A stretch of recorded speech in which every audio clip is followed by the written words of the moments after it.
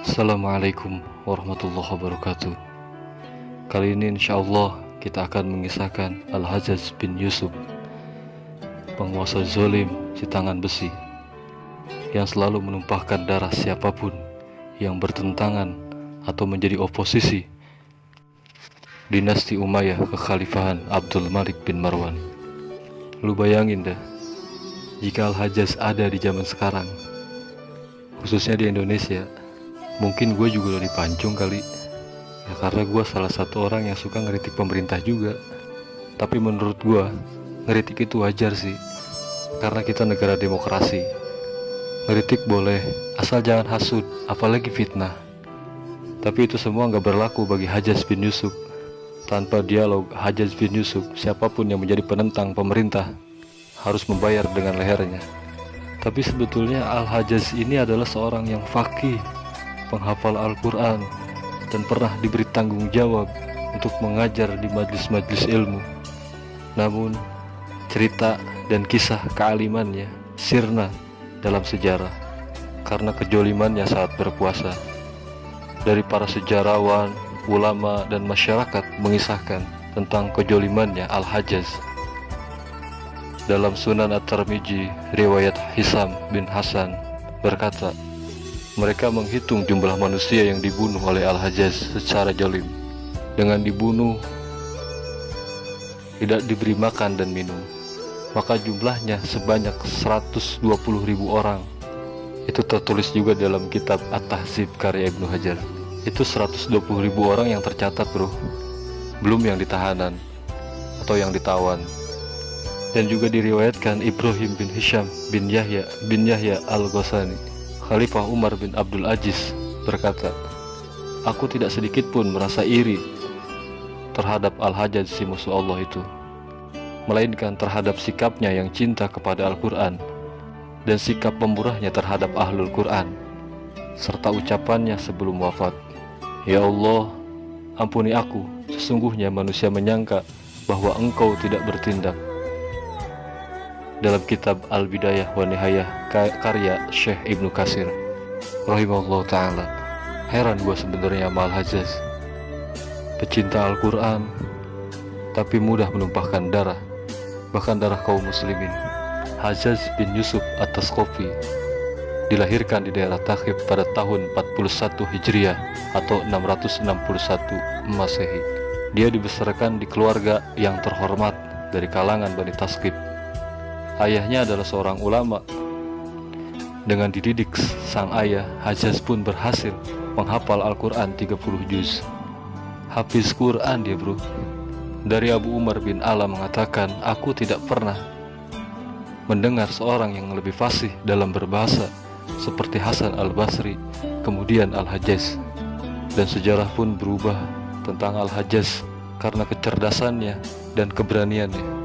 Dia dilirik oleh kekhalifahan dan diangkat menjadi pasukan perang khalifah, yang pada saat itu kekhalifahan Umayyah yang dipegang Khalifah Abdul Malik bin Marwan, dan diperintahkannya Al-Hajjaj untuk menggabungkan kekaisaran Islam.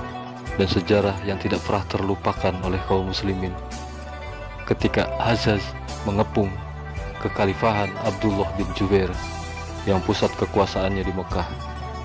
Hajjaj benar-benar tidak peduli dengan kehormatan kota suci, dengan tembakan-tembakan manjanik atau bola api, sampai-sampai sebagian dari Ka'bah roboh dan kain penutup Ka'bah terbakar. Kok sampai segitu gilanya ya? Padahal Hajjaj bin Yusuf ini adalah seorang muslim, yang mana Ka'bah itu tempat dia berhaji. Selama 8 bulan dan 17 hari pertempuran itu akhirnya dimenangkan oleh Hajjaj dan pasukannya. Dan wafatlah seorang putra terbaik kaum muslimin, Abdullah bin Jubair, cucu dari sahabat agung Abu Bakar radhiyallahu anhu, putra dari Asma binti Abu Bakar. Dan wafatnya Abdullah bin Jubair tanggal 17 Jumadil Awal 73 Hijriah atau 692 Masehi itu sangat berbekas di hati kaum muslimin bro. Dengan kepala yang dipancung dan dikirim ke Damaskus, diberikan sebagai hadiah kepada Khalifah Abdul Malik bin Marwan, dan jasad Abdullah bin Jubair disalib. Gila nggak tuh Hajjaj? Sesadis itu dia. Padahal Abdullah bin Jubair sangat dimuliakan oleh para ulama pada saat itu karena dari nasab yang mulia Abu Bakar radhiyallahu an. Karena kemenangan ini Hajjaj bin Yusuf dapatkan penghargaan dari Khalifah Abdul Malik dan melimpahkan kekuasaan Hijaz untuk si tangan besi. Dengan demikian kekuasaan Mekah, Madinah, Takhib, Yaman, Yamamah berada di tangan gubernur yang zalim, Hajjaj bin Yusuf. Ya, pada intinya Hajjaj bin Yusuf ini tidak pernah mengadakan dialog bagi siapapun yang menjadi pemberontak atau oposisi, pengkritik pemerintah, mau dia dari kalangan politisi, ulama, atau masyarakat. Lu ngeritik atau lu jadi oposisi, leher lu yang jadi taruhannya. Namun pada saat itu semua orang gelisah atas kekejaman Hajjaj. Diriwayatkan dari Jubair bin Adi, kami mendatangi Anas bin Malik mengadukan tentang kekejaman Hajjaj. Lalu kata Imam Anas bin Malik, faqala isbiru fa innahu la ya'ti alaikum zamanun illal ladzi ba'dahu syarrum minhu hatta talqau rabbakum sami'tuhu min nabiyikum. Sabarlah, karena tidak datang suatu zaman melainkan keadaan setelahnya akan lebih jelek dari sebelumnya, sampai kalian bertemu dengan Rabb kalian. Aku mendengar wasiat ini dari Nabi kalian sallallahu alaihi wasallam, kata Imam Malik. Hadis riwayat Bukhari. Seandainya Imam Anas mewasiatkan berontak, tentu akan timbul kerusakan yang besar. Itulah ulama, bro, yang selalu mendahulukan keselamatan umat. Selagi para pemimpin itu tidak menyuruh kemaksiatan dan yang membuat hati kaum muslimin bersedih. Tercatat dan tidak terlupakan saat Hajjaj menghukum mati ulama agung tabi'in, yaitu Said bin Jubair, murid dari sahabat agung Abdullah bin Abbas, salah seorang ulama yang alim dari Kufah, Irak, dan termasuk salah satu perawi hadis. Itu semua terjadi karena perselisihan antara Hajjaj bin Yusuf atas Kofi dengan salah satu pendampingnya yang bernama Abdurrahman bin Ash. Perang argumen akhirnya berkembang menjadi fitnah besar yang menelan sangat banyak korban, meninggalkan bekas luka yang dalam dan menjadikan hati kaum muslimin. Fitnah itu terjadi ketika Hajjaj mengutus Ibnu Ash bersama pasukannya untuk menaklukkan kota Ratbil di Turki, di belakang daerah yang bernama Sajistan. Maka berperanglah panglima yang tangguh tersebut dengan membawa pasukan besarnya dan berhasil menguasai sebagian besar wilayah negeri tersebut, termasuk merebut beberapa benteng yang kokoh dan mendapatkan banyak ganimah dari kota-kota dan desa-desa.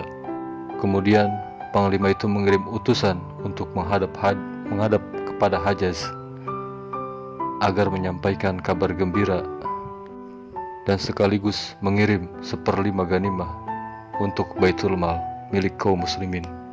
Selain itu, dia juga menulis surat meminta izin untuk sementara menghentikan perang. Namun Hajjaj murka dengan pendirian sang panglima tersebut. Dia menulis surat balasan berisi kecaman pedas dan menuduh Abdurrahman sebagai pengecut, serta akan mengancam memecatnya. Begitu surat dari gubernurnya datang, yaitu Hajjaj, Abdurrahman bin As segera mengumpulkan para komandan pasukan dan perwiranya. Beliau membaca surat tersebut, kemudian bermusyawarah bagaimana sikap yang harus mereka ambil. Ternyata para komandan itu menyerahkan untuk menantang perintah Gubernur Hajjaj. Maka Abdurrahman berkata, apakah kalian bersedia berbaiat untuk berjihad kepadanya hingga Allah membersihkan bumi Irak dari kejaliman? Akhirnya mereka melakukan baiat kepada panglimanya. Tentara Abdurrahman bin Ash bergerak menyerang pasukan Hajjaj dengan kebencian berkobar di dada. Terjadilah pertempuran dahsyat antara mereka dengan pasukan Hajjaj ibnu Yusuf. Awalnya pasukan Abdurrahman berhasil memenangkan hingga mampu menguasai Sajistan serta sebagian besar wilayah Persia. Selanjutnya Abdurrahman berhasil merebut Kufah dan Basrah dari kekuasaan Hajjaj bin Yusuf.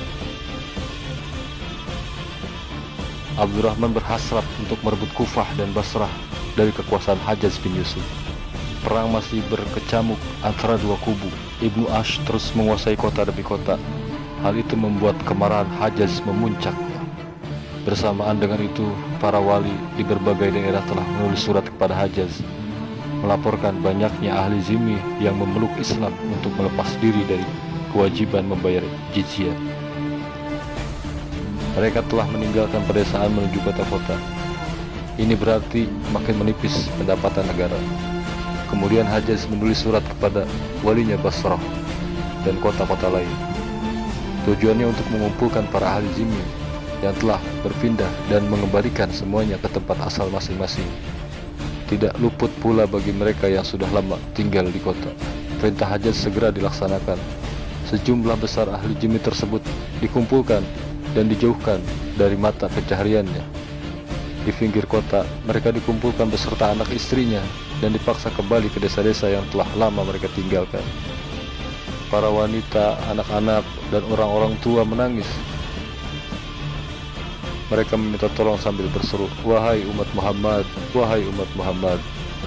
Mereka bingung hendak berbuat apa.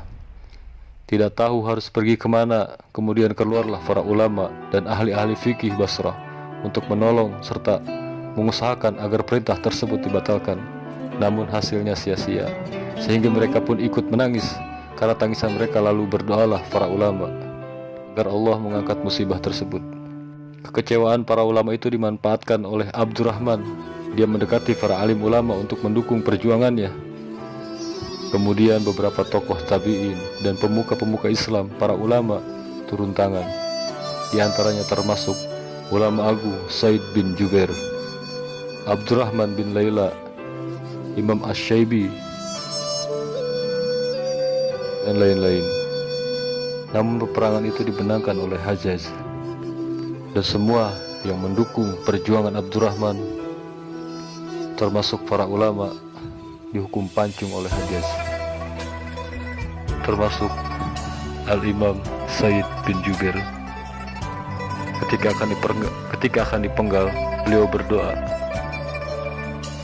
"Ya Allah, jangan lagi kau beri kesempatan dia, Al-Hajjaj, melakukannya kepada orang lain setelah aku." Dan apa yang terjadi jamaah YouTube? Doa ulama itu terkabul oleh Allah Subhanahu wa Ta'ala. Tidak lebih dari 15 hari setelah wafatnya Said bin Jubair rahimahullah ta'ala, Hajjaj bin Yusuf sakit demam. Kian hari demamnya makin meningkat panasnya. Diibaratkan kalau zaman sekarang mungkin penyakit tipes atau demam berdarah. Trombositnya Hajjaj bin Yusuf makin menurun, dan akhirnya Hajjaj bin Yusuf wafat. Dan diceritakan Hajjaj menangis menyesal telah membunuh Said bin Jubair. Hajjaj wafat di kota Wasit 21 Ramadan 95 Hijriah atau 714 Masehi. Tapi yang mengherankan lagi, diriwayatkan oleh Al-Waqidi. Al-Waqidi adalah seorang sejarawan di zaman Khalifah Abbasiyah.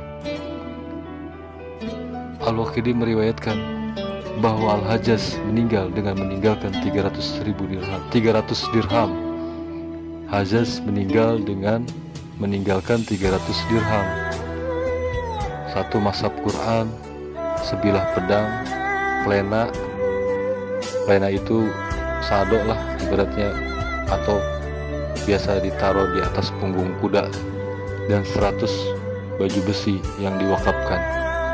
Timbang 300 dirham bro, seorang gubernur, ibaratnya kalau disamain sama rupiah itu 15 juta lah kira-kira. Dicoba bayangin, seorang gubernur yang begitu kekuasaannya benar-benar luar biasa, ketika meninggal cuma ninggalin duit 300 dirham atau 15 juta. Berarti selama ini Hajjaj bin Yusuf berkuasa bukan karena harta yang dicari, ya cuma 15 juta doang. Kalau di kita sepangkat lurah aja, kalau udah pensiun itu tanahnya di mana-mana bro, sampai kontrakannya, sawahnya di mana-mana. Ini seorang gubernur, berarti dia nggak korupsi sama sekali. cuman bengis doang kalau lagi perang.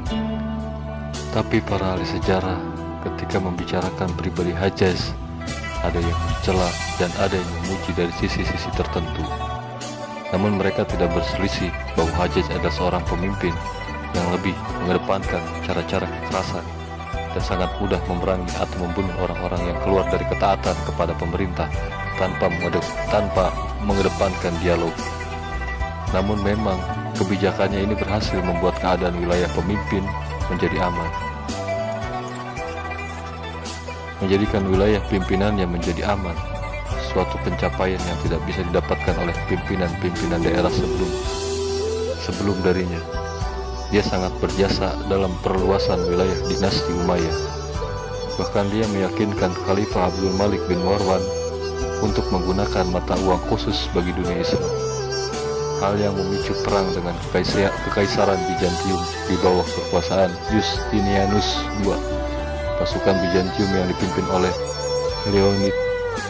Leontios, susah bener ngomongnya, secara meyakinkan dapat dikalahkan pada pertempuran Sebaspopolis tahun 690. Dan jasa Hajjaj pada saat itu, Hajjaj bertanggung jawab memilih panglima yang berhasil membawa kemenangan di timur. Muhammad bin Qasim berhasil menundukkan Sindhi pada 711, membuka jalan penaklukan India di masa-masa selanjutnya. Qutaibah bin Muslim, salah satu panglima Umayyah dan gubernur Khurasan, menaklukkan Samarkand dan mengirim duta ke Tiongkok. Itu semua atas jasa Al-Hajjaj yang memilih para panglima yang gagah. Begitulah kisah Hajjaj. Bahkan ketika wafatnya banyak orang yang bersujud syukur. Ya, begitulah bro, menjadi seorang pemimpin. Terkadang sejarah menulis kebanyakan kesalahannya daripada kebaikannya. Cukup sekian dari saya. Wassalamualaikum warahmatullahi wabarakatuh. Assalamualaikum.